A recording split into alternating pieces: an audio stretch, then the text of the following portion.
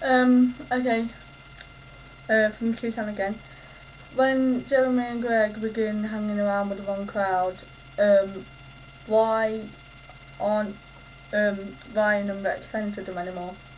By the way, this has nothing to do with my friend Greg. This is just a name I have chosen for the book, just to get that clear to everyone. And the reason Rex and Ryan aren't friends with Jeremy and Greg when they start hanging around with the wrong crowd is because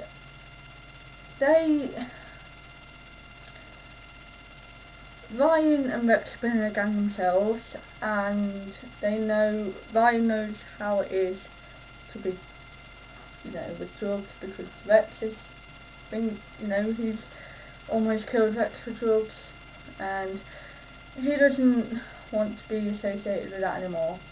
And Rex has been in the gang with him and done shoplifting, and he doesn't want to be involved with that, and shoplifting and drugs are what Greg and Jeremy are doing, so they do not want to be associated with that. So they say, right, we're not going to be friends with you anymore, go do what you want, because we're not doing it, mate. So yeah. Okay, when the boy's mum goes into hospital, why doesn't Rex go to live with his real dad instead of going into foster care? Now, their mum does go into hospital, and Rex, Brian and Richard, the three brothers, all end up in foster care for a while. And the reason Rex doesn't go to live with his real dad at the time is because he doesn't know that he's got another dad to his brothers at that time. He keeps seeing a stranger around and he just thinks that it's someone, not his dad, just someone who his mum might know or something, so he's none the wiser at that point as to having another dad. He thinks that his dad was killed by a heart attack, which happened to Ryan and Richard's dad as well, so, because he assumes that they've all got the same dad at the end of the day. Suzanne again. Why does Greg drive into the canal? Now, this is at the very end of the book. Greg drives into a canal. I won't tell you who's in the car. And the reason he drives into a canal is because he's been joyriding for a while, and he gets dared by this new friend that he's got, who's hanging around with, to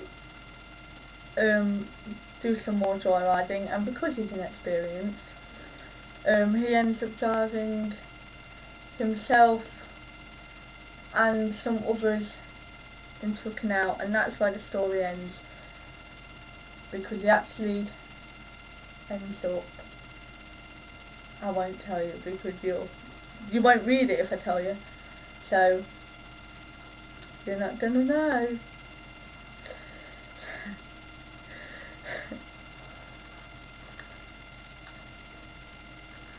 He doesn't mean to drive into the canal, by the way, it's just because of his inexperience of driving.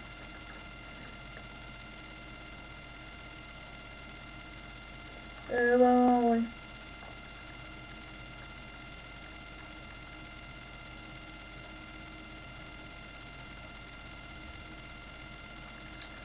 Okay, another one from Suzanne. Why does Ryan give Rex heroin? Well, the simple answer is he didn't mean to give him heroin. He just left it lying around, and it just led to Rex finding it, and he didn't actually physically force him into it, but Rex didn't know any wiser at the time, so he didn't want to kill his brother or anything like that.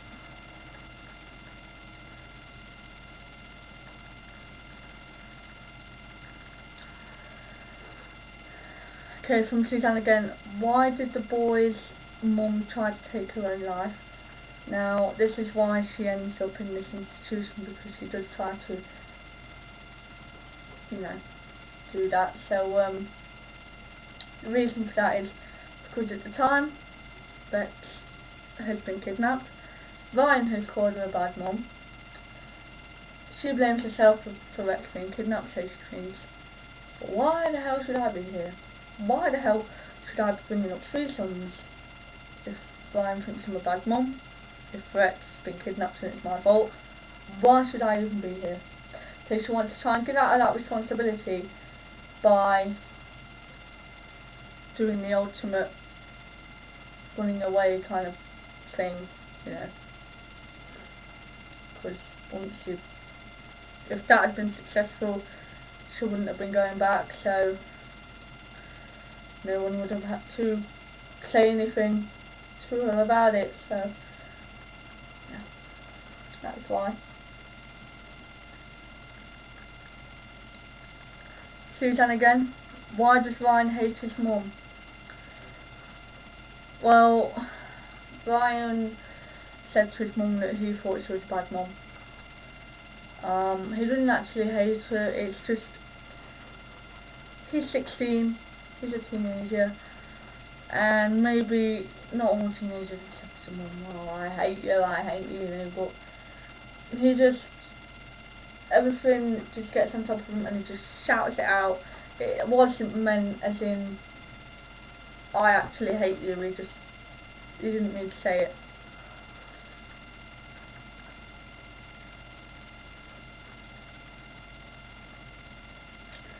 This is from Suzanne again. When Rex's mum, when the boy's mum had an affair with Rex's dad, did her and her actual partner split? And this is because Rex's mum did have an affair with his dad, that's how he was conceived, and her and her present husband at the time, who was father to Ryan and Richard, they did not split because he never found out that they had an affair. She never ever told him and he never knew. She only stopped it when she got pregnant. She didn't know who the dad was and she didn't want to do a DNA because she didn't want it all to come out, so she assumed Rex was her husband's son because they'd had 2 previously. So, yeah.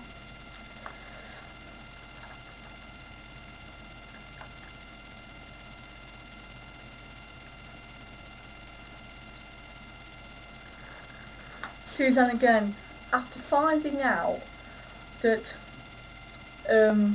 his mum has had an affair, why does Ryan then assume that his mum has killed his dad?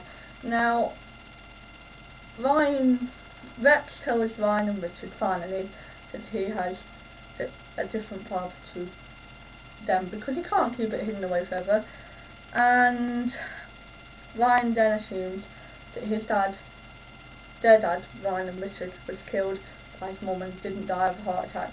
The reason he assumes this is because she tried to kill herself, so he knows that she's capable of it, and he just thinks that she wanted to be with another bloke and wanted their dad out of the way, so that when they grew up she could then say, oh, he's your dad, when he isn't, you know, could say to her 3 sons that the other father, who is Rex's dad, was all of their dad even though he wasn't, so that it would be easier for her.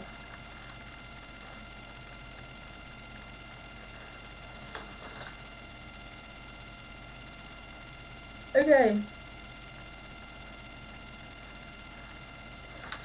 last question from JMC. What type of audience is the book for?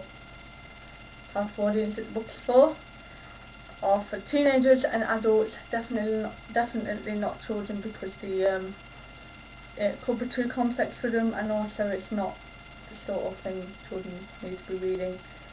So yeah. Also, why has Fred done this, right? He's done this 32 out of 50 equals 16 out of 25 times 100 equals 64%, 36% you book, 64% me, 36 100% of the book. So just what the hell that is. It can be weird sometimes. Anyway, I hope you've enjoyed this interview, and I'll see you all tomorrow. Well, you'll see this part of the interview tomorrow, and then you'll see me again on Thursday. Bye, YouTubers! Actually, you'll see the other part. You'll see part 1 tomorrow, this part Thursday. Yeah, so see you tomorrow, YouTubers. I love you all, and I hope you've enjoyed this interview. Please comment, rate, subscribe if you wish. Bye.